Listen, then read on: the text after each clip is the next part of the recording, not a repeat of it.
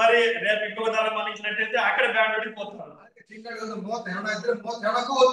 అదో నెలకి ఒక 30 బాడీలు దొరికితే 30 బాడీలు కూడా వారు ఆ యొక్క బ్యాండ్ వీరి యొక్క పని ఏమైంటుందంటే ಒಂದು ಆ ಸಾವಿನ ಹಾಡನ್ನು ಆಡುವಾಗ ನಮಗೆ ಒಂಥರ ಇಮೋಷನ್ ಆಗಿ ಮಾತು ಬಿಡ್ತೇವೆ. వీరు ఆ యొక్క సాగుకు సంబంధమైన ఆ యొక్క పాటలు పాడుతూ లేదంటే ఆ యొక్క బ్యాండ్ ఉపయోగిస్తే మనం ఎమోషనల్ గా మనం దుఃఖిస్తూ ఉంటాం అక్కడ. ఇస్రాయేల్ సంప్రదాయవాది. ఇది ఆ సమయంలో ఆ కాలంలో ఇస్రాయేల్ యొక్క సంప్రదాయంగా ఉంటున్నది. ನಿಮ್ಮ ಒಂದು ಮನವರಿಕೆಗೋಸ್ಕರ ಒಂದು 2-3 వచనం తోడిస్తే ನೋಡ್ರಿ. మీ యొక్క ఆ యొక్క సందేహం కొరకు మీకు 2 విషయాలు మీకు తెలియపడతాను. జెరమయా chapter 16 యెర్మయా 16వ అధ్యాయము verse 5 ಮತ್ತು 7 ఓది 5 మరియు 7 చదవండి. 16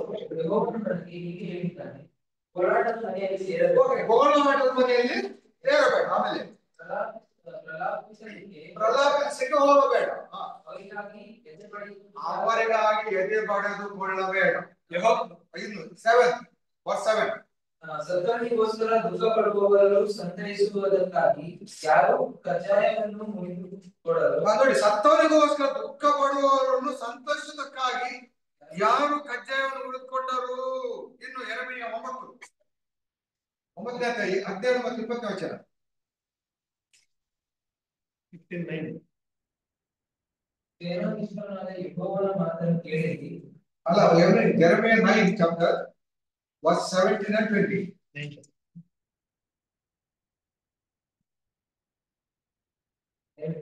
ನಿಮ್ಮ ಹೆಣ್ಣು ಮಕ್ಕಳಿಗೂ ಹೋರಾಟವನ್ನು ಕಲಿಸಿರಿ. ಏನಂತೆ? ನಿಮ್ಮ ಹೆಣ್ಣು ಮಕ್ಕಳಿಗೂ ಹೋರಾಟವನ್ನು ಹೆಣ್ಣು ಮಕ್ಕಳಿಗೂ ಹೋರಾಟವನ್ನು ಕಲಿಸಬೇಕು. ಸಂಪ್ರದಾಯ. ನೆರೆಯವರಿಗೆ ಶೋಕಗೀತವನ್ನು ಅಭ್ಯಾಸ ಮಾಡಿ ಪ್ರತಿಯೊಬ್ಬರಿಗೂ ಶೋಕಗೀತವನ್ನು ಅಭ್ಯಾಸ ಮಾಡಬೇಕು. ಇದು ಇಸ್ರಾಯೇಲ್ ಕಷ್ಟ ಮೆನ್ಮ್ಯಾನರ. ఇది వారి యొక్క విధి మరియు నిర్వహణ ఈ విధంగా ఉంటున్నది. రోదన గాయకులను కలిసిరి ఎంబుదాಗಿ యెరెమీయ ಹೇಳ್ತಿದ್ದಾರೆ. వారు రోదన చేసే ఆ యొక్క స్త్రీలను రోదన చేసే గాయకులను పిలిపింపుడి అనే యొక్క సెలవిస్తూ ఉంటున్నారు ఇక్కడ మాట. ಆ ಕಾಲದಲ್ಲಿ ಇದ್ದಂತ ಒಂದು ಸಂತೈಸಗೋಸ್ಕರವಾಗಿದ್ದಂತ ಒಂದು ರೆಂಟೆಡ್ ಒಂದು ಬಾಡಿಗೆದಾರ. ఆ కాలంలో ఆ సమయంలో ఈ ఓదార్చుట కొరకు పిలువబడే బాడిగకే పిలువబడే యొక్క సంప్రదాయం ఆ కాలంలో ఉండేది కదా. ನೋಡುವಾಗ ಈಗ ಲಾಜರನು ಸತ್ತು ಹೋಗಿದ್ದಾನೆ. ఇక్కడ మనం చూసినట్లయితే ఇక్కడ లాజరు చనిపోయిన వాడుగా ఉంటున్నాడు. ಸತ್ತು 4 ದಿನವಾಗಿದೆ. ఇతను చనిపోయి 4 దినాలు అయినది. ಈಗ ಬಾಡಿಗೆ ಸಂತೈಸುವವರು ಸಂತೋಷ ಇದ್ದಾರೆ. అక్కడ బాడిగకు వచ్చి ఓదార్చేవారు వచ్చి వారు ఓదార్చుతూ ఉన్నారు. అయితే మార్తా మరియలకు ಇದರಿಂದ ಸಂತೈಸಕ್ಕೆ ಆಗಲಿಲ್ಲ. అయితే మార్తా మరియలకు దీని నుంచి ఓదార్పు దొరకలేదు. ಯಾಕಂದ್ರೆ ಸಂತೈಸುವವನೊಬ್ಬ ಅಲ್ಲಿ ಬರಬೇಕಾಗಿದೆ. ఎందుకంటే ఆదరించేవాడు మరియా కూడా అక్కడ రావాల్సిన వాడుగా ఉంటున్నాడు. ಆ ಸಂತೈಸುವವನು ಅವರ ಒಬ್ಬ ಸ್ನೇಹಿತನು ಅವರ ಒಡೆಯನಾಗಿದ್ದ ಯೇಸು ಕ್ರಿಸ್ತನಾಗಿದ್ದ. అక్కడ ఓదార్చేవాడు వారి యొక్క స్నేహితుడు మరియు వారి యొక్క బంధువు అయి ఉంటున్నాడు. ಆದ್ರೆ ಅವರು ಇನ್ನೂ ಕೂಡ 2 ದಿನ ಹಿಂದೆ ಇದ್ದಾನೆಂಬುದನ್ನು ನಾವು ನೋಡ್ತೇವೆ. అక్కడ మనం చూసినట్లయితే ఆయన ఇంకా కూడా 2 దినాలు వెనక ఉన్నవాడుగా ఉంటున్నాడు. ಆದರೆ ನೋಡ್ರಿ, ಯಾವಾಗ ಯೇಸು ಕ್ರಿಸ್ತನು ಆ ಬೆಥಾನ್ಯಕ್ಕೆ ಬರ್ತಾನೋ, ఎప్పుడైతే ఆ యొక్క యేసుక్రీస్తు ఆ యొక్క బెతనీకి వస్తాడో ಆಗ ಈ మార్తా మరియಳಿಗೆ ಒಂದು ಸಂತೈಸುವಿಕೆ ಉಂಟಾಗ್ತದೆ. అప్పుడు ఈ యొక్క మార్తా మరియు మరియలకు ఒక ఆదరణ లభించిందిగా చూస్తుంటున్నాం. ಅಲ್ಲಿವರೆಗೂ ಅವರಿಗೆ ಸಂತೈಸುವಿಕೆ ಉಂಟಾಗುವುದು. అక్కడ వరకు కూడా వారికి ఓదార్పు దొరకలేదు. ಸಂತೈಸುವಿಕೆ ಎನ್ನುವುದು ಅದು ಯಥಾರ್ಥವಾಗಿ ಒಬ್ಬ ವಿಶ್ವಾಸಿಗಳು ಇನ್ನೊಬ್ಬರಿಗೆ ಮಾಡುವಾಗ ಆತನು ಅದರಿಂದ ಆತನ ಆದಾಯ ಹೊಂದಿದವನಾಗಿ ಆತನ ತೃಪ್ತನಾಗ್ತಾನೆ ಎಂಬುದಾಗಿ ನಾವು ನೋಡ್ತೇವೆ. ఈ యొక్క ఓదార్చబడటం అనేది ఒక విశ్వాసి మరొక విశ్వాసి అయితే నిజంగా అతను మనస్ఫూర్తిగా ఆదరించినట్లయితే ఓదార్చినట్లయితే అతను ఓదార్పును పొందేవాడుగా ఉంటున్నాడు. ಅನೇಕ ಬಾರಿ ನಾವು ಏನ್ ಮಾಡ್ತೇವೆ ಅಂದ್ರೆ ನಾವು ಈ ಒಂದು ಸಣ್ಣ ಒಂದು ಬೋಧನೆಯನ್ನು ಮರೆತು ಬಿಡ್ತೇವೆ. అనేక సార్లు మనం ఏం చేస్తుంటే ఈ యొక్క చిన్న విషయాలను మనం మర్చిపోయే వాడుగా ఉంటున్నాం. ಅದೇ ಒಬ್ಬ ವಿಶ್ವಾಸಿ ಇನ್ನೊಬ್ಬ ವಿಶ್ವಾಸಿಯನ್ನು ಸಂತೈಸಬೇಕೆಂಬುದಾಗಿ ದೇವರ ತಾತ್ಪರ್ಯವಾಗಿದೆ. ప్రతి ఒక్క విషయంలో చిన్న విషయంలో దేవుని యొక్క వాక్యం యొక్క అర్థం ఈ విధంగా మనకు తెలియబడుతూ ఉన్నది. ಕೊರೋನಾ ಆದಾಗ ಈ ದೇಶದಲ್ಲಿ ಎಷ್ಟೋ ಲಕ್ಷ ಜನ, ಸುಮಾರು 56 ಲಕ್ಷ ಜನ ಸತ್ತು ಹೋದ್ರು. కరోనా వచ్చినప్పుడు ఈ ప్రపంచంలో అనేక మంది చనిపోయిన వారుగా ఉంటున్నారు. ಗಂಡ ಹೆಂಡತಿ ಗಂಡನನ್ನು, ಮಕ್ಕಳು ತಂದೆ ತಾಯಿ ಮಕ್ಕಳನ್ನು ಕಾಕೊಂಡು భార్య భర్తను పోగొట్టుకుంది, భర్త భార్యను పోగొట్టుకున్నాడు, తల్లిదండ్రులు బిడ్డలను పోగొట్టుకున్న వారుగా ఉంటున్నారు. ಯಾರು ಸಂತೈಸಿದ್ರು ನನಗೆ ಗೊತ್ತಿಲ್ಲ. అయితే వారిని ఒకరొకరు ఎవరు ఆదరించారంటే మనకు తెలియదు. కానీ ಅದೇ ದೇವರ ವಾಕ್ಯ ಪ್ರಕಾರವಾಗಿ ಪ್ರತಿಯೊಬ್ಬ ವಿಶ್ವಾಸಿಯು ಇನ್ನೊಬ್ಬ ವಿಶ್ವಾಸಿಯನ್ನು ಸಂತೈಸಬೇಕೆಂಬ అయితే దేవుని యొక్క వాక్యం విశ్వాసి మరొక విశ్వాసాన్ని ఆదరించవలసిన వాడు లేదా ఓదార్చవలసిన వాడుగా ఉంటున్నాడు. ಯೋಬನ ಒಂದು ಪುಸ್ತಕಕ್ಕೆ ಬರುವುದಾದರೆ యోబు యొక్క పుస్తకం చూసినట్లయితే ಅದನ್ನು ನಾವು ವಿಶೇಷವಾದ ಒಂದು ಘಟನೆಯನ್ನು ನೋಡ್ತೇವೆ. అక్కడ ఒక విశేషమైన సంఘటనను చూస్తూ ఉంటున్నాం. ಈಗ ಯೋಬನು ಒಂದು ಶೋಧನೆಗೆ ಒಳಗಾಗಿ ಆತನು ಎಲ್ಲವನ್ನು ಕಳ್ಕೊಂಡು ಬಿಡ್ತಾನೆ. అక్కడ యోబు శోధనకు గురైన వాడుగా అన్నిటినీ పోగొట్టుకున్న వాడుగా మనం చూస్తూ ఉంటున్నాం. ಮೈಯೆಲ್ಲ ಕಜ್ಜಿಯಾಗಿ ಅವನು ಬೂದಿಯಲ್ಲಿ ಕೂತ್ಕೊಳ್ಳುವ ಸ್ಥಿತಿ ಬರ್ತದೆ. అతను తన శరీరం అంతా పుండు కలిగిన వాడి బూడిదలోకి వచ్చిన స్థితిని మనం చూస్తూ ఉంటున్నాం. ಬಹಳ ಆಶ್ಚರ್ಯ ಏನಂದ್ರೆ చాలా ఆశ్చర్యకరమైన సంగతి మనం చూసినప్పుడు ಅವನ ಸ್ನೇಹಿತರಿద్దరు ಕೇಳಿ అతని స్నేహితులు దాన్ని విని ಅವ್ರು ಏನ್ ಹೇಳ್ತಾರಂದ್ರೆ మరి ఏం చెప్తారంటే ನಾವು ಯೋಬನನ್ನು ಹೋಗಿ ಸಂತೈಸೋಣ ಎಂಬುದಾಗಿ. మనము యోబు వద్దకు వెళ్ళి యోబును మనం ఆదరిస్తాము ఓదారుస్తామని అంటున్నారు. ನೋಡಿ 2ನೇ ಅಧ್ಯಾಯದ 11ನೇ ವಚನದಲ್ಲಿ ನಾವು ನೋಡ್ತೇವೆ. 2వ అధ్యాయం 11వ వచనం మనం చూడవచ్చు. ಅಲ್ಲಿ ಏನಿದೆ ತೇಮನೆಯಾದ ಎಲಿಫಜನು ಸೂಹೆನಾದ ಬಿಲ್ದದನು ನಾಮತಿನಾದ ಚೋಪನ್ ಎಂಬುವರು ಯೋಬನ 3 ಸ್ನೇಹಿತರು ಅವರಿಗೆ ಸಂಭವಿಸಿದ ಅಪ್ಪತ್ತಿನ ಸುದ್ದಿಯನ್ನು ಕೇಳಿದೊಡನೆ ನಾವೆಲ್ಲರೂ ಕೂಡಿ ನಮ್ಮ ಸಂತಾಪ ತೋರ್ಪಡಿಸೋಣ ಸಂತೋಷ ಬನ್ನಿರಿ ಎಂಬುದಾಗಿ ಹೇಳ್ತಾರೆ. తేమానీయుడైన ఎలీఫజు సుహీయుడైన బిల్దదు నయమాతీయుడైన జోకోరను యోబు ముగ్గురు స్నేహితులు అతనికి సంభవించిన ఆపదలన్నిటిని గూర్చి వినిన వారై అతనితో కలిసి దుఃఖించుటకును అతనిని ఓదార్చుటకును పోవాలని ఆలోచించుకుని తమ తమ స్థలములను విడిచి వచ్చిరి. వారు వచ్చింది ఎందుకు వచ్చినారు? ಸಂತೈಸಲಿಕ್ಕೆ ఓదార్చు ಕಂಫರ್ಟ್ ಮಾಡ್ತಾರೆ. ఓదార్చున్నారా? ఓదార్చున్నారా? ಮಾಡಿದ್ರ ఓదార్చారా?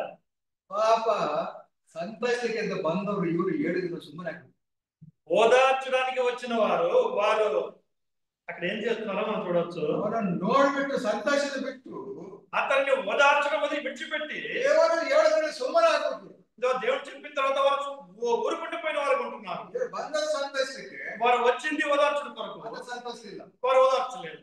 ಕೆಲವು ಸಮಯದ ಹಿಂದೆ ನಾನು ಉಡುಪಿಯಲ್ಲಿ ಒಂದು ಮನೆಗೆ ವಿಸಿಟ್ ಮಾಡಿ కొంత సమయం కింద అంకుల్ గారు ఉడిపిలో ఒక ఇంటికి విజిటింగ్ వెళ్ళారు. సిఎస్ఐ మನೆಗೆ ಪಾಸ್ ಫಂಕ್ಷನ್ ವಿಸಿಟ್ ಹೋಗ್ತೇನೆ. సిఎస్ఐ ఇంట్లో ఒక ఇంటికి అంకుల్ గారు విజిటింగ్ వెళ్ళారు. ಒಂದು ಮನೆಗೆ ನಾನು ರೆಗ್ಯುಲರ್ ಆಗಿ ಹೋಗುವ ಮನೆಗೆ ನಾನು ಹೋದಾಗ క్రమంగా వెళ్ళే ఒక ఇంటికి అంకుల్ గారు వెళ్ళినప్పుడు ಆ ಒಂದು ಮನೆಯ ಪಕ್ಕದ ಒಂದು ಮನೆಯ ಒಂದು ಇನ್ನೊಂದು ಕ್ರೈಸ್ತವ ಒಬ್ಬ ಸಹೋದರ ಪ್ಯಾರಲೈಸ್ ಆಗಿರ್ತೀನಿ, ಒಂದು ಪಾರ್ಶ್ವವಾಯು.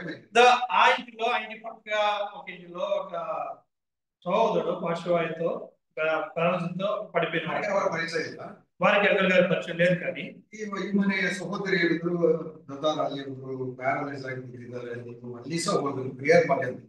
ఈ ఇంటి మా సోదరులు ఏం చెప్పారో ఆ ఇంట్లో ఒకరు కాలేజీతో పడిపోయింటున్నారు, అక్కడ కూడా వెళ్ళేసి ప్రార్థన చేంజ్ అనేసి. ಆಗ ಈ ಇವರ ಗಂಡ ಸಹೋದರ ಹೇಳಿದ್ರು, ఎవరో ಒಂದು యజమానుడు వారి భర్త చెప్తూ ఉంటున్నాడు, ಆ ಮನುಷ್ಯ ಸರಿ ಇಲ್ಲ, వద్దు సోదరా వద్దు బ్రదరా ఆ మనుషుడు సరిలేదు, ಹಾಗೆ ಜೀವಿಗೆ ಅಂತ ಒಂದು ಅರ್ಧ ಗಂಟೆ ಅವನ ಬಗ್ಗೆ ಲೆಕ್ಚರ್ ಕೊಟ್ಟು వాడు అది ఇది అని చెప్పేసి వారి నుంచి ఒక అరగంట క్లాస్ తీసుకున్నాడు. ಹಾಗೆ ಶಾಪ ಅನ್ನು అది వారి యొక్క వాడు ఆ విధంగా జరగడం వానికి అది వారి శాపం అని చెప్తున్నారు. ಏನೇ ಆ ಶಾಪನ್ನು ಆಶೀರ್ವಾದ వారికి జరిగింది ಕರ್ಕೊಂಡು ಹೋಗಿ ಪ್ರೇಯರ್ ಮಾಡ್ಕೊಂಡು వారికి ఏం జరిగింది అది శాపము ఆశీర్వాదం. మనం వెళ్ళేసి ఒక ప్రార్థన చేసుకుంటాం. వారి భార్య చెప్తుంది అవును వెళ్ళండి ప్రార్థన చేయమని చెప్పేసి. ನಾನು ಅವರ ಕರ್ಕೊಂಡು ಅವರ ಆ ಪಕ್ಕದ ಮನೆಗೆ ಆ ಪಾರ್ಶ್ವವಾಯು ಮನೆಗೆ ಹೋಗಿ ಒಳಗೆ ಹೋಗುವಾಗ బ్రదర్ ఆ సోదరు అంకుల్ గారు ఆ సోదరు పెంచుకుని ఆ పార్శ్వవాయు గారికి ఆ ఇంటికి వెళ్ళినప్పుడు ಆ ವರಾಂಡದಲ್ಲಿ ಅವರು ಮಲಗಿಸಿ ఆ యొక్క వరండాలో వారిని పడుకోబెట్టిన వారు ఉంటున్నారు. ನಾನು ಒಳಗೆ ಹೋಗಿ ಆ ಮನುಷ್ಯನ ಬಳಿ ಹೋಗುದೊಳಗೆ ಯಾರು ದೂರಿದ್ದಾರಲ್ಲ ಬಾಯಿಗೆ ಬಂದಾಗ అంకుల్ గారు ఆ ఇంటికి వెళ్ళి ప్రార్థన చేసే లోపల అక్కడ ఎవరో అతనిలో ఎవరు దూరున్నారో ಆ ಮನುಷ್ಯ ನಮ್ಮಿಂದ ಮುಂಚೆ ಹೋಗಿದ್ದ ಆ ವ್ಯಕ್ತಿ ಕಾಯ್ಕೊಂಡು ನಿಮ್ಗೆ ಹೀಗೆ ಆಗ್ಬಾರ್ದು ಏನ್ ಹೋಗಲಿಕ್ಕೆ ಸ್ಟಾರ್ಟ್ ಮಾಡಿದ್ದಾರೆ. సోదరు కంటే ముందు అక్కడికి వెళ్ళిన వారు ఆ సోదరుతో అంటున్నారు మీకు ఈ విధంగా కాకూడదు అని చెప్పేసి, మీకు ఈ విధంగా జరగకూడదు అని చెప్పేసి అతన్ని ఆపబడుతూ ఉంటున్నారు. 10 నిమిషం మొదలు సరి ಇಲ್ಲ ಅಂತ ಹೇಳಿ ಬೆಳೆಸಿ సరి ಇಲ್ಲ ಅಂತ ವ್ಯಕ್ತಿ 10 నిమిషాల ముందు అతను సరిలేదని చెప్పిన మనుషుడు ಈಗ ಕೈ ಹಿಡ್ಕೊಂಡು ನೀನೇ ದೇವರು ಅಂటున్నాడు. ఇప్పుడు అతని యొక్క చేయని పట్టుకుని నీవే దేవుడు కొడుతున్నాడు. ಅದಕ್ಕೆ ಯಾಕೋಬನು ಹೇಳಿದ್ರು, ಅದಕ್ಕೆ ಯಾಕೋಬ చెప్తున్నాడు, ದೇವರ ಸ್ತುತಿ ಶಾಪ ಬರಬಾರದೆಂಬುದಾಗಿ ఒకే నోటితో స్తుతి మరియు శాపం వచ్చిన మాటలు రాకుంటది. ಒಂದೇ ಬಾವಿನ ಸಿಹಿ ಕಹಿಯು ಬರುತ್ತದೆ. ఆ యొక్క ఒకే నోటితో ఆ యొక్క చేదు నీరు మరియు తీపి నీరు రాదు. విశ్వాసుల బాಯಲ್ಲಿ యావత్తు శాప బరలేబారదు. విశ్వాసుల యొక్క నోటిలో ఎప్పుడు కూడా శాపము మరియు ನಿಮ್ಗೆ ಎಂತ ವೈರಿಗಳಿದೆ, మీకు ఎటువంటి శత్రువులు అయి ఉండొచ్చు, ఎంత ಯಾರೇ ಮೋಸ ಮಾಡಿ, మీకు ఎటువంటి మోసం చేసి ఉండొచ్చు, అధికారం ఉంది, మీకున్న అధికారం ఒకటే కసి మాత్రం ఉంది. ఆశీర్వాదం మాత్రం చేయడం. ಈಗ ಹೋಗ್ಲಿ, ఇప్పుడు జరిగింది ಈ 3 ಜನ ಯಾವಾಗಲೂ ಸಂತೈಸಿದ್ರು. సో ఈ యొక్క ముగ్గురు కూడా యోగును ఓదార్చలేదు. ಈಗ ಪ್ರಶ್ನೆ ನಾನು ಈ ಕಡೆಗೆ, ఇక్కడ ప్రశ్న నేను ఈ పక్క చెప్తున్నాను, ఇప్పుడు అడుగుతున్నాను. ಕೆಲವು ಮನೆಯಲ್ಲಿ ಈ ಕಡೆ ಪ್ರಾಬ್ಲಮ್ಸ್ ಆಗ್ತವೆ, కొన్ని ఇంట్లో ఈ పక్క నుంచి సమస్య ప్రారంభమవుతుంది. ಯಾರು ಸಂತೈಸ್ತಾರೆ, ఎవరు ఆదరించాలి? ఆదరించవలసిన వారు ఎవరు? యోగులను ಯಾರು ಸಂತೈಸ್ತಾರೆ? యోగుని ఎవరు ఆదరించాలి? వైఫ్ యోగుని భార్య ಸಂತೈಸಿದ್ರೆ ఓదార్చిందా? ఓదార్చిందా? ಮದುವೆ ಆಗುವಾಗ ಕೈ ಹಿಡಿದು ನಾನು ನನ್ನ ಜೀವಮಾನದಲ್ಲಿ ಸಾಯುವ ತನಕ ನಿಮ್ಮನ್ನು ಬಿಟ್ಟು ಆಗುವುದಿಲ್ಲ, ನಿಮ್ಮನ್ನು ಪ್ರೀತಿಸುತ್ತೇನೆ, ನಿಮ್ಮನ್ನು ಮಾನಿಸುತ್ತೇನೆ, ನಿಮ್ಮನ್ನು ಅದು ಮಾಡ್ತೇನೆ ಇದು ಮಾಡ್ತೇನೆ. ಈಗ దేవుడు ఏక మాత్రం పోతాడు. పెళ్లి సమయంలో ప్రమాణం చేస్తాం, నేను కష్టంలో సుఖంలో ఆపదలో ఏ విషయంలో కూడా నేను నిన్ను విడిచిపెట్టను, లోకంలో నిన్ను విడిచిపెట్టిన ప్రమాదం ఉడంబడిక చేస్తా, కానీ మరణం మనను వేరు చేసే వరకు అని చెప్పి మాట్లాడతాం. కానీ కొంచెం ఎక్కువ తక్కువ అయితే విడాకులకు అప్లికేషన్ వేస్తా ఉంటాం. కొన్ని సంవత్సరాల వెనకాల బ్రదర్ సహోదరుల యొక్క ఒక పాప ఆయన డైవర్స్ కోసం అప్లై చేసింది. ಆಮೇಲೆ ಡೈವರ್ಸ್ ಬರೀ ಡೈವರ್ಸ್ ಅಲ್ಲ, ಈ ನೇಡಿ ಗಂಡನ ಆಸ್ತಿಗೆ ಮತ್ತೆ ಕೋರ್ಟಲ್ಲಿ ಪಾಲಿಗೆ ಕೇಸ್ ಆಗ್ತದೆ. కొత్త డైవర్స్ కాదు, కానీ ఆ యొక్క తన భర్త యొక్క ఆస్తి కొరకు భరణం కొరకు కేసు వేసింది. నువ్వు గండ పెడబ్బ, నీకు ఆ భర్త వద్దు కదా, ఆస్తి మరి ఆస్తి ఎందుకు? గండ ಬೇಡ, ఆస్తి ಬೇಕಾ? భర్త వద్దు, కానీ భర్త యొక్క ఆస్తి కావాలా? ఆస్తి ఇస్తే కేಳ್ಕೊಡ್ತಾರೆ. భర్త వద్దంటే నువ్వు ఆస్తి కూడా అడగవద్దు కదా. డైవర్స్ ఆಗೋదే ಅದಕ್ಕೆ ದೇವರ ವಾಕ್ಯಕ್ಕೆ ವಿರೋಧ. డైవర్స్ ఏడమే దేవుని యొక్క వాక్యానికి విరోధము. డైవర్స్ అనుమతి ಕೊಡೋದಿಲ್ಲ. పరిశుద్ధ గ్రంథం దేవుని యొక్క విడాకులకి అనుమతి ఇవ్వదు. కానీ డైవర్స్ ఇల్లవే ಇಲ್ಲ సత్యవేద. ఆ యొక్క పరిశుద్ధ గ్రంథంలో విడాకులు అనే మాట ప్రశ్న లేనే లేదు. ಈಗ ಹಾಕಿದ್ದೀರಾ, ಹಾಕಿದ್ಮೇಲೆ ಗಂಡನ ಮೇಲೆ ಹಾಕಿದ್ಮೇಲೆ ఆస్తి ಕೇಳ್ತಿದ್ದೀರಾ. మీరు ఆ యొక్క భర్త మీద విడాకులు వేశారు, మరియు విడాకుల కొరకు అది మాత్రమే కాదు ఆస్తిని కూడా అడుగుతున్నారు. పురుషులకు చెప్పండి, ఇప్పుడు భర్తల గురించి చెప్పండి. ఓదేరరు ಅವರು ಲೋಬನ ಹೆಂಡತಿ ಅವನಿಗೆ ಹೇಳ್ತಿದ್ರು, ನೀನು ದೇವರ ದೃಷ್ಟಿ ಸಾಯಿ ಅಂತ ಹೇಳಿ ವಾಕ್ಯ ಆಯ್ತು. అతని యొక్క భార్య నీవు దేవుని దృష్టించి నీవు మరణం కమ్మని చెప్పి అనింది, అది ఓకే. ಈಗ ಪುರುಷರಲ್ಲಿ ಕೆಲವು ಸಮಸ್ಯೆ, ఇప్పుడు పురుషుల్లో కొన్ని సమస్యలు. ಈ పురుషರಿಗೆಲ್ಲ ಏನಾದ್ರೂ ಒಂದು ಅನಾರೋಗ್ಯ, ತಲೆನೋವು, ಕಾಯಿ ನೋವು, ಕಾಲು ನೋವು, ಅನಾರೋಗ್ಯ ಉಂಟಾದ್ರೆ, పురుషుల్లో అనారోగ్యం వచ్చినప్పుడు, తలనొప్పి లేదా ఏదైనా బాధలు వచ్చినప్పుడు ಹೆಂಡತಿ ಅವರ ಕಾಲು ತಿಕ್ಕಬೇಕು, ತಲೆ ತಿಕ್ಕಬೇಕು, ಮಸಾಜ್ ಮಾಡ್ಬೇಕು, ತಲೆಗೆ ಅಮೃತಾಂಜನ ಹಾಕ್ಬೇಕು, ಎಲ್ಲ ಮಾಡ್ಬೇಕು. భార్య వాళ్ళ కాలొత్తాలా, తలొత్తాలా, అమృతాంజనం ఉంచాలా, అన్ని విధాల సపర్యలు చేయాలి. ಹೆಂಡತಿಗೆ ಏನಾದ್ರು ತಲೆನೋವು, ಸೊಂಟ ನೋವು ಅಥವಾ ಮೆನ್ಸಸ್ ಆದಾಗ ಏನಾದ್ರು ಸೊಂಟ ನೋವು ಇನ್ನು ಬಂದ್ರೆ, భార్యకి ఏమన్నా ఇటువంటి నడుము నొప్పి, తలనొప్పి పెట్టండి వచ్చినప్పుడు ಈ ಪುರುಷರು ಏನ್ ಗೊತ್ತಾ, పురుషులు ఏం చెప్తారు? ನಿನ್ನದಲ್ಲಿ ಇದ್ದಾಗ ಅದು ಗುಳಿಗೆ ತಕೊಂಡು ಮಲಗ್ಕೊಂಡೆವು, నీకెప్పుడు ఉండేది ఏదో ఒక మాత్రం తీసుకొని పండుకోవాలి, ಮಾತಾಡಿದ್ರೆ ತಮ್ಮ ಮಲಗ್ಬಿಟ್ಟು ಅದು ಸರಿಯಾಗ್ತದೆ, ఒక మాత్ర వేసుకొని పండుకో సరిపోద్ది అంటాం. ಹೌದಾ? అవదల్లా ಅವಳು ನಿನಗೆ ಜೀವ ಬರವಾಗಿಲ್ಲ, అదే ఆమె నీకు జీవవరంగా ఉన్నది. ನೀನು ಸ್ವಲ್ಪ ಕಾಲು ತಿಕ್ಕು, నీవు కూడా కొంచెం కాలు పట్టు, ಸ್ವಲ್ಪ ಹೆಂಡತಿ ಕಾಲು ತಿಕ್ಕು, ಸ್ವಲ್ಪ ತಲೆಗೆ ಅಮೃತಾಂಜನ ಹಾಕ್ಸು, అమృతాంజనం ಸ್ವಲ್ಪ ಸಹಾಯ ಮಾಡಿಕೊಡು, చెయ్యాలి, ಅಡಿಗೆ ಮಾಡಿಕೊಡು, వంట చేసి ఇవ్వాలి. ಆ ರೀತಿ ಸೇವೆ ಮಾಡೋದಕ್ಕೆಲ್ಲ ನೀನ್ ಮದುವೆ ಆಗುತ್ತೆ. ఆమె నీకు మాత్రమే సేవ చేయడానికి కాదు అనుకుంటుంది, ಸೇವೆ ಮಾಡಿಸಿದಕ್ಕೆ ಮಾತ್ರ ನೀನು ಸೇವೆ ಮಾಡಿ, ನೀನು ಸೇವೆ ಮಾಡ್ಬೇಕು. నీవు కూడా ఆమెకు సేవ చేయవలసిన అనుకుంటున్నావు. ಓಕೆ, ನೀನು ಪುರುಷ ಯಜಮಾನ ಆಗಿರ್ಬೋದು, యజమానుడు ఈ విధంగా ఉండాలి, ಆದ್ರೆ ಅವಳು ನಿನಗಿಂತ ಯಾವ ರೀತಿಯಲ್ಲಿ ಕಡಿಮೆ ಇಲ್ಲ. ఆమె నీకంటే ఏ విషయంలో కూడా తక్కువైంది కాదు. ಮದುವೆ ಯಾವ ಏನು ವಾಗ್ದಾನ ಕೊಟ್ಟ ನಿನಗೆ ನೆನಪುಂಟ ಇಲ್ಲ, ನನಗೆ ಗೊತ್ತಿಲ್ಲ. ಈಗ ఆ యొక్క వివాహ సమయంలో ఏ వాగ్దానం ఇచ్చాదో నీకు జ్ఞాపకం ఉందా లేదు? ಅನೇಕರಿಗೆ ಮದುವೆ చేసే ప్రసంగనే ನೆನಪಿರುವುದಿಲ್ಲ. అనేక మందికి ఆ యొక్క వివాహం సమయంలో జరిగిన ఆ యొక్క ప్రసంగం బోధ కూడా మాకు జ్ఞాపకం ఉండదు. ನಾನು ಒಂದು ದಿವಸ ಮದುವೆ ಪ್ರಸಂಗ ಕೊಟ್ಟೆ. అందులో ఒక వివాహంలో వివాహ ప్రసంగం చేసినారు. ಆಮೇಲೆ 2 ದಿವಸ ಬಿಟ್ಟು ಯೌವನಸ್ಥಾನಕ್ಕೆ ಬಂದ್ಕೊಂಡು ಮೈಸೂರಲ್ಲಿ ಸಿಕ್ಕಿದ್ರು. 2 రోజుల తర్వాత ఆ యొక్క యవనస్తులు ఎవరైతే వివాహం చేసుకున్నారో వారు దొరికారు. ನನಗೆ ಮುಖ ಪರಿಚಯ ಮಾಡ್ಕೊಂಡು 2 ದಿವಸಕ್ಕೆ వారికి 2 రోజుల్లోనే వారి ముఖ పరిచయం మర్చిపోయినారు. ನಮಸ್ತೆ ಅಂದ್ರು. వారు అడుగుతున్నారు, అంకల్ ముందు వచ్చి అంకల్ నమస్కారం చేశారు. పరిచయం ಆಗಲಿಲ್ಲ. నమస్కారం చేసి నేను మిమ్మల్ని గుర్తించలేకపోతున్నాను.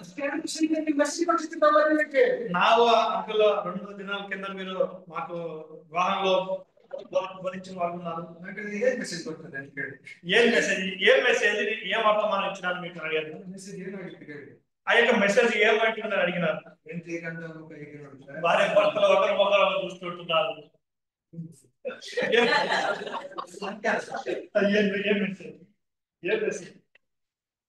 వారు ఒకరినొకరు అడుగుతున్నారు ఏం మెసేజ్ ఇచ్చారు అనేసి.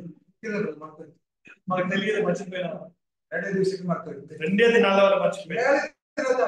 మన ఇంతే కదా. ನಾವು ಸುಮ್ಮನೆ ಆ ಮದುವೆ ದಿವಸ ಕೂತ್ಬಿಟ್ಟಲ್ಲಿ ಹೊರಗಡೆ మేము ఊరినే వర్తమానం చేసేవారు, ఊరినే కావాలనే మేము గొంతులు చించుకొని అరవాల్సిందే. 5 నిమిషాలు అంటే దంపతిಗಳೇ మనసులో బయట ఇರ್ತಾರೆ. ముగిసాయ సుమ్మನೆ ముగిసుకొని పోతారు. అదే పిసలు ಹೋಗ್ಬೇಕು. 5 నిమిషాలు ఏమైనా లేట్ అయితే తొందరగా ముగించు, మేము పెళ్లి చేసిన త్వరగా ఇంటికి వెళ్ళాలి. నా ప్రియ సోదరుడు సోదరి, కంఫర్ట్ వన్ ಅದು ఒకరినొకరు ఆదరించుకోండి. ఒకరినొకరు ఆదరించుకోండి. సభ్యులు ಯಾರಾದ್ರೂ హాస్పిటల్ అడ్మిట్ ಆಗಿದ್ದಾರಾ? మీ సంఘంలో ఎవరైనా హాస్పిటల్ అడ్మిట్ అయినారా? ఇంకొంದು ಹೋಗ್ಲಿಕ್ಕೆ ಸಾಧ್ಯತೆ ಹೋಗಿ ಪ್ರೇಯರ್ ಮಾಡಿ ಬನ್ನಿ. మీకు పోవడానికి వీలైతే అక్కడికి వెళ్ళి ప్రార్థించరండి. ఎవరైనా ఆ యొక్క పేదరికంలో ఉన్నారా? ನಿಮ್ಮ ಕೈಲಾದಷ್ಟು ಸಹಾಯ ಮಾಡಿ. మీ యొక్క చేతిలో మీ చేతులంత సహాయం చేయండి. లక్ష కొట్టಬೇಕಾಗಿಲ್ಲ. మీరు లక్షలు ఇవ్వాల్సిన అవసరం లేదు. కైలాదಷ್ಟು సహాయం మీ చేతులైనంత సహాయం చేయండి. ಯಾರಾದ್ರೂ కుంగిపోయినారా? ఎవరైనా కుంగిపోయింటున్నారా? హర్ట్ ಆಗಿదా? ఎవరికైనా ఆ బాధింపబడి ఉన్నారా? మನೆಗೆ ಹೋಗಿ ಅವರನ್ನು ಆರಂಭಿಸಿ.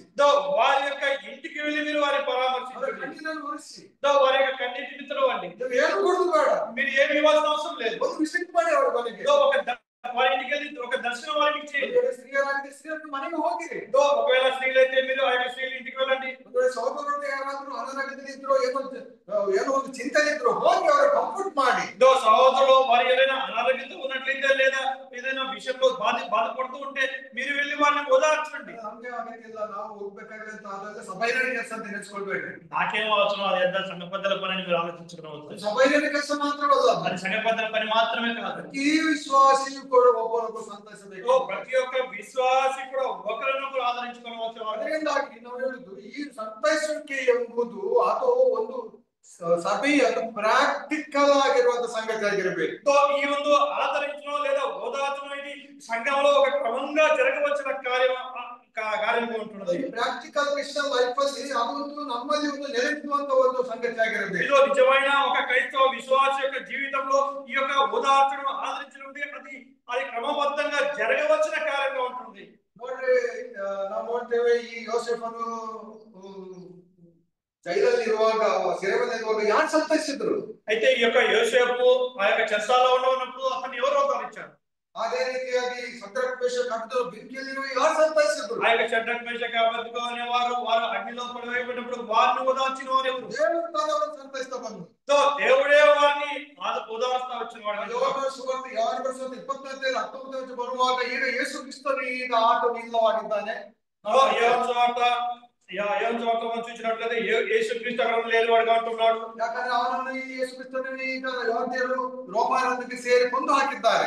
యేసుక్రీస్తుని ఆ యొక్క రోమా ప్రజలతో చేరి అతను చంపిన వారు అంటున్నారు.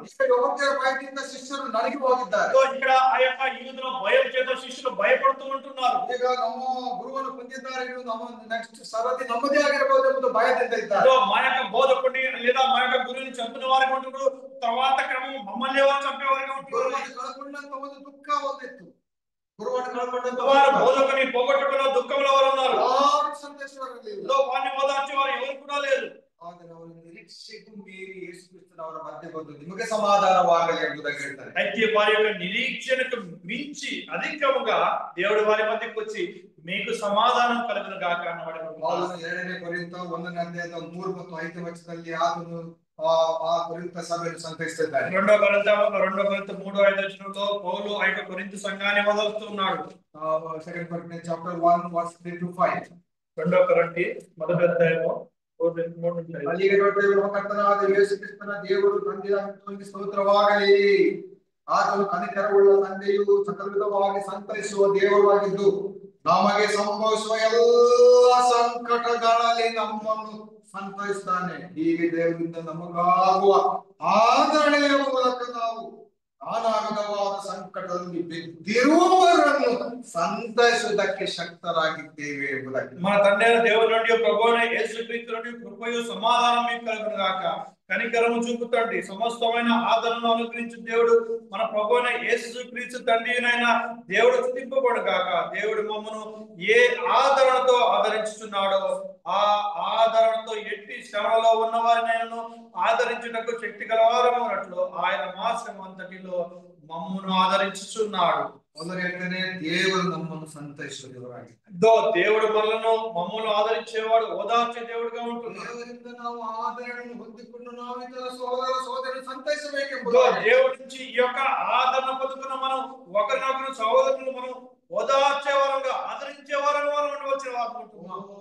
ಅಬ್ಸಲೋಮನಿಂದ ದಾವೀದನಿಗೆ ವಿರುದ್ಧವಾಗಿ ಒಳಸಂಚು ನಡೆದಾಗ ದಾವೀದನು ಆತನ ಕೆದ್ರೋನ್ ಹಳಿಯನ್ನು ಆಡುತ್ತಾ ದಾಟಿ ಹೋಗ್ತಿದ್ದ. ఆ యొక్క అబ్షాలోము దావీదుకి విరోధంగా అబ్షాలోము పోరాడుతున్నప్పుడు దావీదు ఆ యొక్క కెద్రోను వాగు నుంచి ఏడుస్తూ దుఃఖిస్తూ రోధిస్తూ పోతున్నాడు. ಆತನನ್ನು ಒಬ್ಬರು ಸಂತೈಸುವವರಿಲ್ಲ. దావీదును ఓదార్చే వారు ఒకరు కూడా లేరు.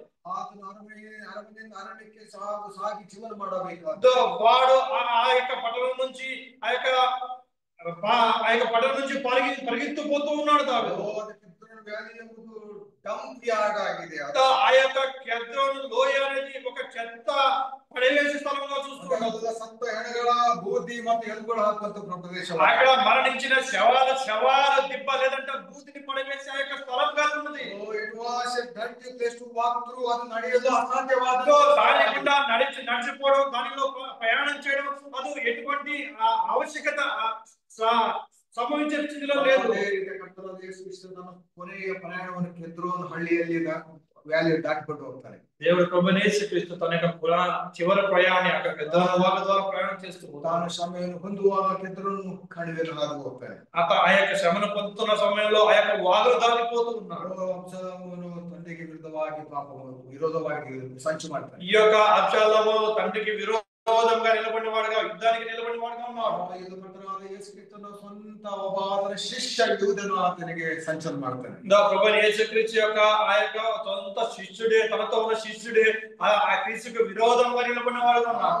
David and Jesus walked through the valley with a heavy heart. ಅವರಿಬ್ಬರು ಕೂಡ ಭಾರವಾದ ಹೃದಯದಿಂದ ಕೆದ್ರೋನ್ ಹಳ್ಳಿಯನ್ನು ದಾಟ್ತಾ ಇದ್ದಾರೆ. దావీదు మరియు ప్రభువైన యేసుక్రీస్తు వారు భారమైన హృదయములతో, వారు కుంగిపోయిన హృదయంతో ఆ యొక్క కెద్రోను వాగును దాటి ప్రయాణిస్తూ ఉన్నారు. ಲೂಕನು ಕರ್ತನಾದ ಯೇಸು ಕ್ರಿಸ್ತನ ಕುರಿತಾಗಿ ಲೂಕ 22ನೇ ಅಧ್ಯಾಯದಲ್ಲಿ ಹೀಗೆ ಹೇಳ್ತಾನೆ. లూక 22వ అధ్యాయంలో ఈ విధంగా చెప్తున్నాడు ప్రభువైన యేసుక్రీస్తు గురించి. ಕರ್ತನಿಂದ ಮನೋವ್ಯಥೆಯನ್ನು ದುಃಖಕ್ಕೆ ಒಳಗಾಗಿದ್ದಾನೆ ಎಂಬುದಾಗಿ ಲೂಕನು ಹೇಳ್ತಾನೆ. ప్రభువైన యేసుక్రీస్తు ఆయన మనోవేదన కలిగిన వాడి దుఃఖిత పూరుడై ఆయన ఆ యొక్క వాగులో నడుస్తూ ఉన్నాడు. ಯೇಸು ಕ್ರಿಸ್ತನ ಮನುಷ್ಯ ಕುಮಾರನಾಗಿರುವುದರಿಂದ ಆತನಿಗೆ ಕೂಡ ಒಂದು ಮಾನಸಿಕ ಒತ್ತಡಗಳಾಗಿದ್ದದನ್ನು ప్రభువైన యేసుక్రీస్తు కూడా ఆయన మనుష్య రూపంలో మనుష్య కుమారుడిగా ఉన్న కారణం బట్టి ఆయన కూడా తన యొక్క మానసిక ఒత్తిడి దుఃఖంతో ప్రయాణం చేస్తున్నాడు. ಯೇಸು ಕ್ರಿಸ್ತನ ಜೊತೆಗೆ ಈಗ ಯಾರು ಶಿಷ್ಯರು ಇಲ್ಲ, ಯಾವ ವ್ಯಕ್ತಿಗಳಿಲ್ಲ, ಯಾವ ಕುಟುಂಬಸ್ಥರು ಇಲ್ಲ, ಆತನ ಒಬ್ಬಂಟಿಗನಾಗಿದ್ದ. ప్రభువైన యేసుతో కూడా కలిసి ఇప్పుడు ఎవరు శిష్యులు కూడా లేరు, ఆయనతో కలిసి ఎవరు కూడా లేరు, కానీ ఏకముగా ఒంటరిగా ఆయన మిగిలిన వాడుగా ఉన్నాడు. ಸಹೋದರ ಸಹೋದರಿ, ನನ್ನ ನಿನ್ನ ಜೀವಿತದಲ್ಲಿ ಕಿದ್ರೋನ್ ಕಣಿವೆಯ ವ್ಯಾಲಿಯ ಒಂದು ಸಂದರ್ಭ ಬರಬಹುದು, ಅದು ಬಂದಿರಬಹುದು. నీ నా జీవితంలో ఈ కెద్రోను బాగానే సమస్యల ప్రయాణం వల్ల ఉండవచ్చు. ಆದರೆ ದಾವೀದನ ಮತ್ತು ಯೋನಾಥನ ಕುರಿತು ನೋಡುವಾಗ ಒಬ್ಬರನ್ನೊಬ್ಬರು ಸಂತೈಸಿದನ್ನು ನಾವು ನೋಡ್ತೇವೆ. దావీదు మరియు యోనాతాను గురించి చూసినట్లే వారు ఒకరినొకరు ఆదరించుకున్నవారు, ఓదార్చుకున్నవారు ఉన్నారు. ಪತ್ರಿಕೆಗಾರನು 10:24 ಹೀಗೆ ಹೇಳ್ತಾನೆ. ಫೆಬ್ರವರಿ 10:24 ವಿಧಂగా చెప్తున్నాడు. ನಾವು ಪರಸ್ಪರ ಹಿತಚಿಂತಕರಾಗಿ ದುಃಖಿಸುವರಾಗಬೇಕಂತಲೂ ಸತ್ಕಾರ ಮಾಡಬೇಕಂತ ಒಬ್ಬರನ್ನೊಬ್ಬರು ಪ್ರೇರೇಪಿಸೋಣ. మనం ఒకరి గురించి ఒకరు చింత కలిగిన వారమై ఒకరినొకరు ఆ ఓదార్చుకుంటూ మనం ఒకరినొకరు ప్రోత్సహించుకుందాం అనే మాట మనం చూడవచ్చు. And let us consider one another to grow unto love and good work ಎಂಬುದು. ಒಬ್ಬರನ್ನೊಬ್ಬರು ನಾವು ಪ್ರೀತಿಸುತ್ತಾ ಸತ್ಕಾರ ಮಾಡಬೇಕು, ಹಿತಚಿಂತಕರಾಗಬೇಕೆಂಬುದಾಗಿ. ఒకరినొకరు హెచ్చరించుకుంటూ ఆ దినం సమీపించుట చూచిన కొలది మరి ఎక్కువగా అలాగ చేయొచ్చు, ప్రేమ చూపుటకును సత్కారము చేయుటకును ఒకరినొకరు పురికొల్పోవాలని ఆలోచిస్తున్నాం. ನಮಗೆ ಆದರಣೆ ಉಂಟಾಗ್ತದೆ. మనకు ఆదరణ ఏ విధంగా దొరుకుతున్నది? ವಿಶ್ವಾಸಿಗಳ ನಮಗೆ ಆದರಣೆ ಹೇಗೆ ಉಂಟಾಗ್ತದೆ? విశ్వాసంగా మనకు ఆదరణ ఓదార్పు ఏ విధంగా దొరుకుతుంది? ಅದನ್ನು ರೋಮನ್ಸ್ ಚಾಪ್ಟರ್ 15 ಅಲ್ಲಿ 4:5 ಹೀಗೆ ಹೇಳ್ತಾನೆ. ರೋಮನ್ಸ್ 15 రోమిలకు రాసిన పత్రిక 15వ అధ్యాయంలో పౌలు ఈ విధంగా చెప్తున్నారు. 5 ವಚನದಲ್ಲಿ 4-5 వచనాలు ఈ విధంగా చెప్తున్నారు. ಆ ಹುಡುಗರು ಬರೆದದ್ದೆಲ್ಲ ನಮ್ಮನ್ನು ಉಪದೇಶಿಸುವುದಾಗಿ ಬರೆಯಲ್ಪಟ್ಟಿತು. ನಾವು ಓದಿ ಸ್ಥಿರಚಿತ್ತವನ್ನು ಆದರಣೆ ಹೊಂದಿ ರಕ್ಷಣೆಯ ನಿರೀಕ್ಷೆಯುಳ್ಳವರಾಗಿರುವಂತೆ ಆ ಗ್ರಂಥಗಳು ಬರೆಯಲ್ಪಟ್ಟಿತ್ತು. ಆ ಸ್ಥಿರಚಿತ್ತವನ್ನು ಆದರಣೆ ಕೂಡುವ ದೇವರು ನಿಮ್ಮನ್ನು ಕ್ರಿಸ್ತ ಯೇಸುವನ್ನು ಅನುಸರಿಸಿ ಒಂದೇ ಮನಸ್ಸುಳ್ಳವರಾಗುವಂತೆ ನಿಮಗೆ ದಯಪಾಲಿಸಲಿ ಎಂಬುದಾಗಿ ಹೇಳ್ತಾನೆ. ನೋಡ್ರಿ, ಯೇಸುವನ್ನು ಅನುಸರಿಸಿ ಒಂದೇ ಮನಸ್ಸುಳ್ಳವರಾಗಬೇಕೆಂಬುದಾಗಿ. ప్రభువైన యేసుక్రీస్తును అనుసరించిన వారే ఒకే మనస్సు కలిగిన వారమై ఉంటున్నాము. ಒಂದೇ ಮನಸ್ಸುಳ್ಳವರಾಗಬೇಕೆಂಬುದಾಗಿ. ఏక మనస్సు కలిగిన వారుగా ఉంటున్నాము. ವಿಶ್ವಾಸಿಗಳು ಒಂದೇ ಮನಸ್ಸುಳ್ಳವರಾಗಬೇಕು ದೇವರ ವಾಕ್ಯ ಹೇಳ್ತದೆ. విశ్వాసులు ఒకే మనసు, ఏక మనసును కలిగిన వారుగా ఉండవలసిన వారు ఉంటున్నారు. ಗ್ರೀಕ್ ಭಾಷೆಯಲ್ಲಿ ಒಂದು ವರ್ಡ್ ಇದೆ, ಅಡಲ್ ಫೋರ್ಸ್ ಎಂಬುದಾಗಿ. గ్రీక్ భాషలో ఒక పదం ఉంది, అడల్ట్ ఫోర్స్ అనేసి. ಅಡಲ್ ಫೋರ್ಸ್ ಎಂಬುದಾಗಿ ಹೇಳುವಾಗ ಸಹೋದರರು ಎಂಬುದಾಗಿ. అడల్ట్ ఫోర్స్ అనే మాట చూసినప్పుడు వారు సహోదరులని మాటకి అర్థం వచ్చింది. ಬ್ರದರ್ ಬೈ ಬ್ಲಡ್ ಅಥವಾ ಏదో ಬಿಲಿವರ್ಸ್ ಎಂಬುದಾಗಿ ಅಲ್ಲಿ ಅರ್ಥ ಇದೆ. వారు రక్త సంబంధికులుగా అయినచ్చు, లేదంటే సహవాసంతో సంబంధికులు. ಅಡಲ್ ಫೋರ್ಸ್ ಅಂದ್ರೆ ನಾವು ಒಂದೇ ತಂದೆಯ ಒಂದು ತಾಯಿಯ ಹೊಟ್ಟೆಯಲ್ಲಿ ಹುಟ್ಟಿದವರು. అడల్ట్ ఫోర్స్ అన్నప్పుడు మనం ఒకే సహోదరులము అంటే ఒకే ಇವತ್ತು ಒಂದೇ ತಂದೆಯಿಂದ ಹುಟ್ಟಿದೆ. మనం అందరం కూడా ఒకే తల్లి నుండి కలిగిన వారు. ಇವತ್ತು ನಾವೆಲ್ಲರೂ ವಿವಿಧ ಜಾತಿ ಜನಾಂಗ ವಿವಿಧ ಧರ್ಮದಿಂದ ಬಂದಿದ್ದೀವಿ. మనం అందరం ఇప్పుడు వేరే జాతుల నుంచి ధర్మం నుంచి వచ్చిన వారు. ಆದ್ರೆ ದೇವರು ನಮ್ಮೆಲ್ಲರನ್ನು ಒಂದೇ ತಂದೆ ಮಕ್ಕಳಾಗಿ ಮಾಡಿ. అయితే దేవుడు మనల్ని అందరినీ కూడా ఒకే తండ్రి పిల్లలుగా చేసి ನಾವೆಲ್ಲರೂ ಸೇರಿ ಒಬ್ಬನೇ ತಂದೆಯನ್ನು ಅಬ್ಬಾ ತಂದೆ ಎಂದು అందరం కలిసి కూడా ఒకరినే తండ్రి అబ్బా తండ్రిని పిలుస్తుంటాం. ನಮಗೆ ಯಾವ ಭೇದವೂ ನಮ್ಮಲ್ಲಿ ఏ వ్యత్యాసంలో లేదు. ನಾವೆಲ್ಲರೂ ಒಂದೇ ದೇವರ ಮನೆಯವರಾಗಿದ್ದೇವೆ. మనందరం కూడా ఒకే దేవుని ఇంటి వారంగా ఉన్నాం. ಮೊದಲು ಹೇಳುವಾಗ ಆದರಣೆ ಕೊಡುವ ದೇವರಾಗಿದ್ದಾರೆ. పౌలు చెప్పినప్పుడు ఉదార్చే దేవుడుగా కోరుకున్నాడు. ಅಪೊಸ್ತಲರ ಕೃತ್ಯ 2ನೇ ಅಧ್ಯಾಯದಲ್ಲಿ ನಾವು 45 ವಚನ ನೋಡುವಾಗ ನಂಬಿದವರೆಲ್ಲ ಒಗ್ಗಟ್ಟಾಗಿದ್ದು ತಮ್ಮದೆಲ್ಲ ಹುದುವಾಗಿ ಅನುಭವಿಸಿದ ತಮ್ಮ ಸ್ಥಿರಾಸ್ತಿಗಳು ಮಾರಿ ಬಂದ ಹಣವನ್ನು ಎಲ್ಲರಿಗೂ ಅವರವರಿಗೆ ಹಂಚಿಕೊಡ್ತಾ ಇದ್ದಾರೆ ಎಂಬುದಾಗಿ ಬರೆಯಲ್ಪಟ್ಟಿದೆ. 2వ అధ్యాయం 4 వచనం విశ్వసించిన వారందరూ ఏకంగా కూడి తమకు కలిగినంత సమిష్టిగా ఉంచుకుంటారు. ఇదిగా వారు తమ చరాచరాలను నమ్మి అందరికి వారి అక్కల కొద్ది పంచిపెట్టి మరియు వారు ఏక మనస్కులై ಎಲ್ಲರಿಗೂ ಹಂಚಿಕೊಟ್ರು, వారందరికి పంచిచ్చారు. ಯಾರಿಗೆ ಅಗತ್ಯ ಉಂಟಾರು, ఎవరికి అవసరం ఉందో వారికి. ಸಭೆಯ ಕರ್ತವ್ಯ ಏನು? సంఘం యొక్క బాధ్యత ಯಾರಿಗೆ ಸಭೆಯಲ್ಲಿ ಏನು ಅಗತ್ಯ ಉಂಟೋ ಅದನ್ನು ದೊರಕಿಸಿಕೊಡುವುದಾಗಿ. సంఘంలో ఎవరికి ఏ అవసరం ఉందో అది తీర్చవలసిన బాధ్యత సంఘం. ಯಾರು ಕೊರತೆ ಇದ್ದಾರೋ ಅವರಿಗೆ ಹಂಚಿದರು ಎಂಬುದಕ್ಕೆ ಬರೆಯಲ್ಪಟ್ಟಿದೆ. ఎవరైతే సంఘంలో కొరత కలిగిన వారు, అవసరం కలిగిన వారు వారికి పంచవలసిన వారికి ఉంటుంది. ಆದಿ ಸಭೆ ಅದು ಪ್ರಾಕ್ಟೀಸ್ ಆಗಿತ್ತು. ఆ యొక్క ఒక క్రమాన్ని ఆ యొక్క ఆదిమ సంఘం ప్రారంభించడం మనం చూస్తున్నాం. ಕಷ್ಟದ ವಿಶ್ವಾಸಿಗಳನ್ನು ಅವರು ಸಂತೈಸಿ ಅವರಿಗೆ ತಮ್ಮ ಕೈಲಾದಷ್ಟು ಸಹಾಯವನ್ನು ಮಾಡಿದರು. కష్టంలో ఉన్న విశ్వాసులను వారిని ఓదార్చి వారి చేతనంత సహాయాన్ని వారు చేయవలసిన వారు ఉంటున్నారు. ಅವನು ಕೂಡ ಆತನು ಒಂದು ಸಮಯದಲ್ಲಿ ಆತನು ಬಹಳ ಮನೋವೇದನೆಗೆ ತುತ್ತಾದಾಗ పౌలు కూడా ఒక సమయంలో అతను తన మనభ్రాంతికి మన యొక్క ఆ యొక్క లోపడినప్పుడు ಕೊಲೊಸ್ಸೆ ಪತ್ರಿಕೆ 4ನೇ ಅಧ್ಯಾಯ 8ನೇ ವಚನದಲ್ಲಿ ಆತನು ಹೇಳ್ತಾನೆ, కొలస్సీ పత్రిక 4వ అధ్యాయం 8వ వచనంలో చెప్తూ ఉన్నాడు, ಆತನು ನಿಮ್ಮ ಹೃದಯವನ್ನು ಸಂತೈಸುವ ಹಾಗೆ ಒನೇಸಿಮನ ಜೊತೆಗೆ ಕಳಿಸುತ್ತೇನೆ ಎಂದು ಪೌಲನು ತುಕಿಕನ ಕುರಿತಾಗಿ ಹೇಳ್ತಾನೆ. 4వ అధ్యాయం 8వ వచనంలో చూసినప్పుడు మీరు ఆ స్థితి తెలుసుకున్నట్లు మీ హృదయంలోనూ అతను ఆదరించినట్లును అతనితో కూడా నమ్మకమైన ప్రియ సహోదరుడైన ఒనేసిమును మీ వద్దకు పంపుతున్నాను. ಸಭೆಗಳನ್ನು ಸಂತೈಸಬೇಕೆಂಬುದಾಗಿ, సంఘాలని ఆదరించాలని, ఓదార్చాలని. ಒಂದೇ ಪಾತ್ರೆ ಒಂದೇ ರೊಟ್ಟಿಯಲ್ಲಿ ಪಾಲ್ಗೊಳ್ತೇವಲ್ಲ, మనం ఒకే పాత్రలో భుజించిన వారం, ఒకే పాత్రలో తాగిన వారం ఉంటున్నాం. ಒಂದೇ ಪಾತ್ರೆ ಒಂದೇ ರೊಟ್ಟಿ ಅಂದರೆ ಒಂದೇ ಅನ್ನತೆ ಅಲ್ಲವೋ? ఒకే పాత్ర ఒకే రొట్టె అన్నప్పుడు ఒకే సహవాసం. ಈಗ ವಿಶ್ವಾಸಗಳಲ್ಲಿ ಇದೆಯೋ ఇది ఇప్పుడు ఈ కాలం విశ్వాసాలు ఇది ఉన్నదా? ಡಾಕ್ಟರ್ ಆಫ್ ಲವ್ ಎಂಬುದೇ ದೇವರ ವಾಕ್ಯದ ಶ್ರೇಷ್ಠತೆ. సిద్ధాంతం ಪ್ರೀತಿಯ ಸಿದ್ಧಾಂತವೇ ದೇವರ ವಾಕ್ಯದ ಶ್ರೇಷ್ಠತೆ. ఇదో ఆ యొక్క సిద్ధాంతం చూసినప్పుడు ఈ దేవుని యొక్క వాక్యం శ్రేష్టత మనం చూస్తుంటున్నాం. ಇದು ಇಲ್ಲದಿದ್ದರೆ ನೀವು ಎಷ್ಟೇ ವಿಶ್ವಾಸಿಗಳಾದ್ರು ಎಷ್ಟೇ ಆರಾಧನೆ ಮಾಡಿದ್ರು ಸೊನ್ನೆ ಇದ್ದಾರೆ. ప్రేమ లేని వారం అయితే ఎంతగానో ఆరాధించినట్టు అది శూన్యంగానే మిగిలిపోయింది. ಈ ನೇಚರ್ ಕೇರ್ ಅಂಡ್ ಶೇರ್ ನಾವು ಕೇರ್ ಮಾಡಬೇಕು ಶೇರ್ ಮಾಡಬೇಕು ಕಲಿಯಬೇಕು. మనం ఆదరించుటకు లేదా ప్రేమించుటకు మనం నేర్చుకోవలసిన వారు. ಚರ್ಚ್ ಅದನ್ನು ಫಲಿಸಬೇಕು. సంఘం అది నేర్పించవలసిందిగా మనం చూస్తాం. ನಮ್ಮ ವಿಶ್ವಾಸ ಜೀವಿತದಲ್ಲಿ ಇನ್ನೊಬ್ಬರ ಹಿತವನ್ನು ಬಯಸುವವರಾಗಬೇಕು. మన యొక్క విశ్వాస జీవితంలో మరి యొక్క క్షేమాన్ని హితాన్ని మనం కోరేవారంగా మనం ఉండాలి. ದೇವರ ವಾಕ್ಯ ಹೇಳ್ತದೆ ದೇವಜನ ಕೊರತೆ ಬಂದಾಗ ಸಹಾಯ ಮಾಡಿರಿ. ఇదో దేవుని వాక్యం చెప్తుంది ఒకరికి కొరత కలిగినప్పుడు మీరు సహాయం చేయండి. ಸಂತೋಷ ಪಡುವ ಸಂಗಡ ಸಂತೋಷ ಪಡ್ರಿ, ಆಡುವ ಸಂಗಡ ಆಡಿರಿ. సంతోషపడే వారిని చూసి వారితో కలిసి సంతోషపడండి, ఏడ్చే వారి జతలో చేరి ఏడవండి అని చెప్తుంది. ನಿಮ್ಮೊಳಗೆ ಏಕ ಮನಸ್ಸುಳ್ಳವರಾಗಿರಿ ಎಂಬುದಾಗಿ మీరందరూ కలిసి ఏక మనసు కలిగిన వారుగా ఉండాలి. ಗಲಾತ್ಯ ಪತ್ರಿಕೆಯಲ್ಲಿ ಪೌಲನು ಹೇಳ್ತಾನೆ ಒಬ್ಬರ ಭಾರ ಒಬ್ಬರು ಹೊತ್ತುಕೊಳ್ಳಲಿ. గలాత్య పత్రికలో పౌలు చెప్తున్నాడు ఒకరి భారాన్ని మరొకడు మోయమని చెప్తున్నాడు. ಹೀಗೆ ಕ್ರಿಸ್ತನ ನಿಯಮವನ್ನು ನೆರವೇರಿಸಿ ಎಂಬುದಾಗಿ. ఈ విధంగా ప్రభువైన యేసుక్రీస్తు యొక్క నియమాన్ని మీరు నెరవేర్చండి. ಅನೇಕ ಬಾರಿ ನಾವು ಪ್ರಾಕ್ಟಿಕಲ್ ಆಗಿರೋದಿಲ್ಲ, ప్రయోగకరంగా అనేక ఈ విషయాలు మనం జరిగించాం. ನಾನು ಯಾವಾಗಲೂ ಹೇಳ್ತೇನೆ ಎಲ್ಲ ಕಡೆ ಹೋದಿರೋದು ಒಂದು ಸಂಗತಿ ನಾನು ಯಾವಾಗಲೂ ಎಲ್ಲ ಸಭೆ ಹೇಳಿದ್ದೀನಿ. అంకుల్ గారు వెళ్ళిన ప్రతి ఒక్క సంఘంలో ఈ విషయాలు తెలియపరుస్తుంటారు.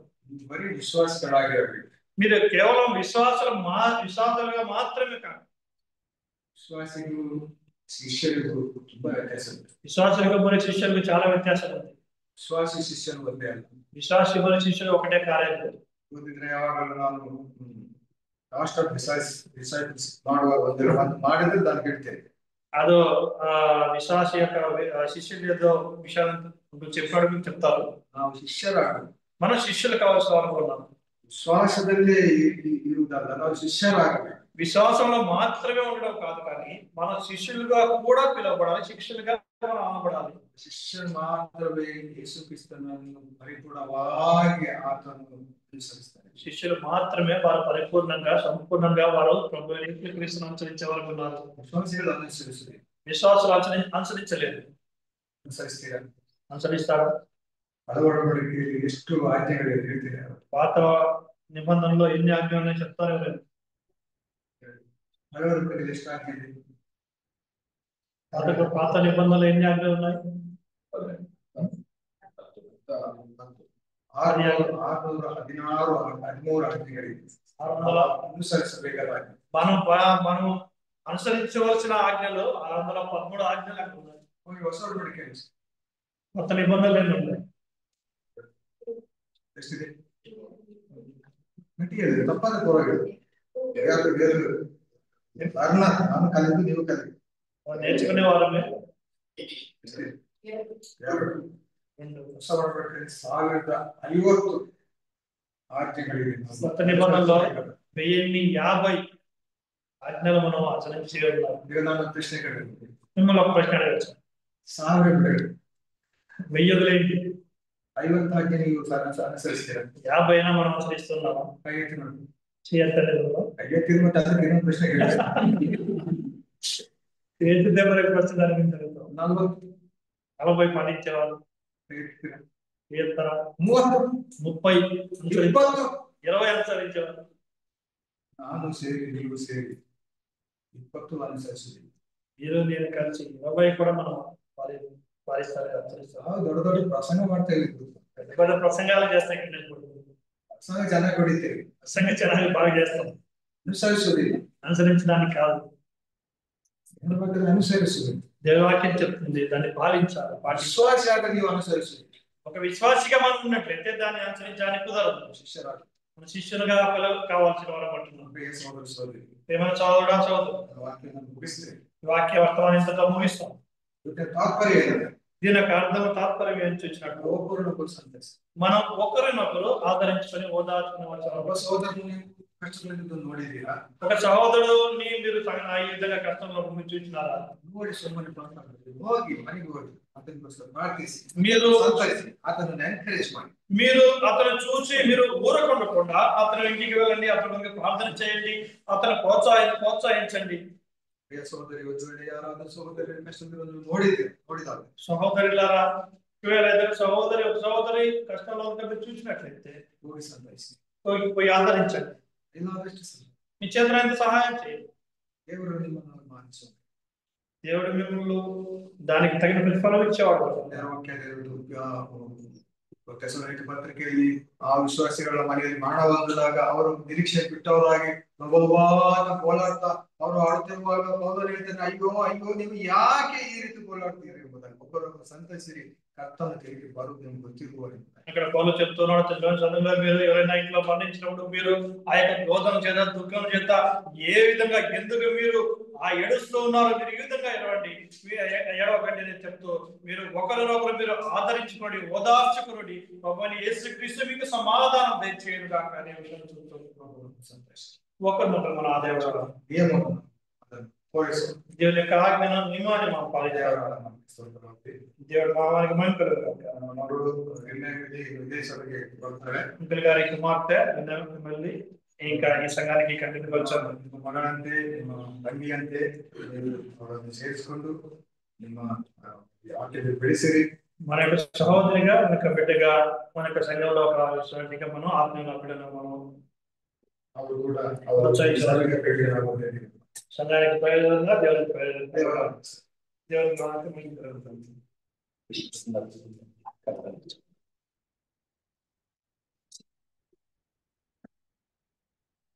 చక్కటి వర్తమానం విన్నాము, ఉత్తమమైన సందేశాన్ని ನಾವು ಕೇಳಿದ್ದೇವೆ.